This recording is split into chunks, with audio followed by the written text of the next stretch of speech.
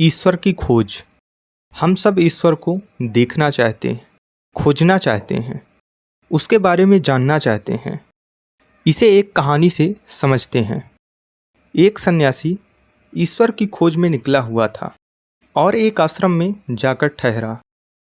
15 दिन तक उस आश्रम में रहा, फिर ऊब गया। उस आश्रम का जो बूढ़ा गुरु था वह कुछ थोड़ी सी बातें जानता था, रोज उन्हीं को दोहराता था। फिर उस युवा सन्यासी ने सोचा, यह गुरु मेरे योग्य नहीं है, मैं कहीं और जाऊं।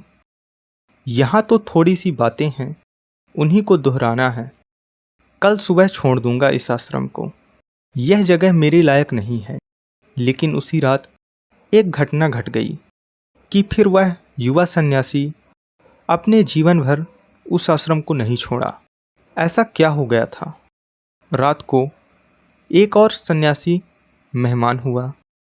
रात आश्रम के सारे मित्र इकट्ठे हुए, सारे सन्यासी इकट्ठे हुए उस नए सन्यासी की बातचीत सुनने के लिए। उस नए सन्यासी ने बड़े ज्ञान की बातें कही, उपनिषद की बातें कही, वेदों की बातें कही। वह इतना जानता था, इतना सूक्ष्म उसका विश्लेषण था और ऐसा गहरा उसका ज्ञान था कि 2 घंटे तक वह बोलता रहा। सब मंत्रमुग्ध हो गए। फिर उस युवा सन्यासी के मन में हुआ, गुरु हो तो ऐसा हो, इससे कुछ सीखने को मिल सकता है। एक वह गुरु है, वह चुपचाप बैठा है और उसे कुछ पता ही नहीं। अभी सुनकर उस बूढ़े के मन में बड़ा दुख होता होगा, पश्चाताप होता होगा कि मैंने कुछ न जाना और अजनबी सन्यासी बहुत कुछ जानता है। युवा सन्यासी ने यह सोचा कि आज वह बूढ़ा गुरु अपने दिल में बहुत दुखी, हीन अनुभव करता होगा। तभी उस आए सन्यासी ने बात बंद की और बूढ़े गुरु से पूछा कि आपको मेरी बातें कैसी लगी?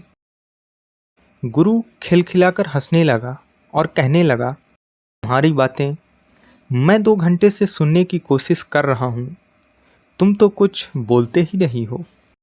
वह सन्यासी बोला, 2 घंटे से मैं बोल रहा हूँ, आप पागल तो नहीं हैं और मुझसे कहते हैं कि मैं बोलता नहीं हूँ।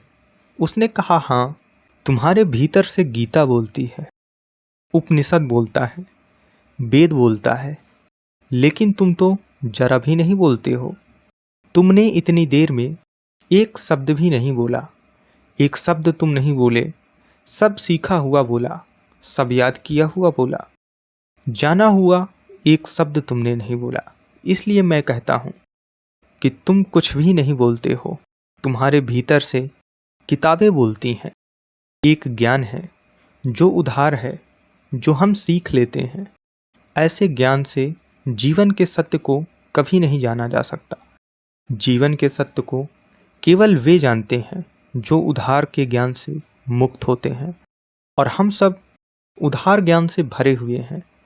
हमें ईश्वर के संबंध में पता है और ईश्वर के संबंध में हमें क्या पता होगा जब अपने संबंध में ही पता नहीं है। हमें मोक्ष के संबंध में पता है, हमें जीवन के सभी सत्यों के संबंध में पता है और इस छोटे से सत्य के संबंध में पता ही नहीं है जो हम हैं। अपने ही संबंध में जिन्हें पता नहीं है उनके ज्ञान का क्या मूल्य हो सकता है। लेकिन हम ऐसा ही ज्ञान इकट्ठा किए हुए हैं और इसी ज्ञान को जान समझकर जी लेते हैं और नष्ट हो जाते हैं। आदमी अज्ञान में पैदा होता है और मिथ्या ज्ञान में मर जाता है। ज्ञान उपलब्धि नहीं हो पाता। दुनिया में 2 तरह के लोग हैं, एक अज्ञानी और एक ऐसे अज्ञानी जिन्हें ज्ञानी होने का भ्रम है। तीसरी तरह का आदमी मुश्किल से कभी कभी जन्मता है, लेकिन जब तक कोई तीसरी तरह का आदमी न बन जाए तब तक उसकी ज़िंदगी में ना सुख हो सकता है, ना शांति हो सकती है। क्योंकि जहाँ सत्य नहीं है वहाँ सुख असंभव है। सुख सत्य की छाया है। जिस जीवन में सत्य नहीं है वहाँ संगीत असंभव है। जिस जीवन में सत्य नहीं है उस जीवन में सौंदर्य असंभव है। क्योंकि सौंदर्य वस्त्रों का नाम नहीं है और ना शरीर का नाम है। सौंदर्य शक्ति की उपलब्धि से पैदा हुई गरिमा है और जिस जीवन में सत्य नहीं है वह जीवन अशक्ति का जीवन होगा, क्योंकि सत्य के अतिरिक्त और कोई दुनिया में नहीं है।